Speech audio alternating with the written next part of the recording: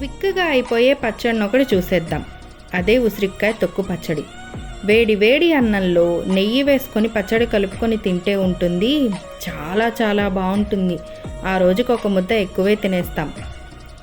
మనకి ఉసిరికాయ ఉప్పు పచ్చడి తెలుసు కదా, అది సంవత్సరం అంతా నిల్వ ఉంటుంది. దానితోటి ఒకసారి ఎండుమిరపకాయలు వేసి ఒకసారి పచ్చిమిరపకాయలు వేసి మనం రకరకాలుగా పచ్చడి చేస్తూ ఉంటాం. అలా కాకుండా కొంచెం కొత్తగా ఒకసారి ఇలా ట్రై చేయండి. ఉసిరికాయ తొక్కు పచ్చడిలో కారము కొంచెం మెంతి పొడి వేసి బాగా కలిపి పక్కన పెట్టుకోవాలి.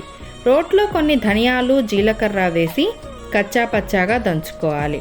బాణలిలో ఆయిల్ వేసుకొని ఆవాలు, దంచిపెట్టుకున్న ధనియాలు జీలకర్ర పొడి, ఇంగువ, ఒక ఎండుమిర్చి వేసి తిరగమాత పెట్టుకొని పచ్చడిలో కలుపుకుంటే పచ్చడి తయారైపోతుంది.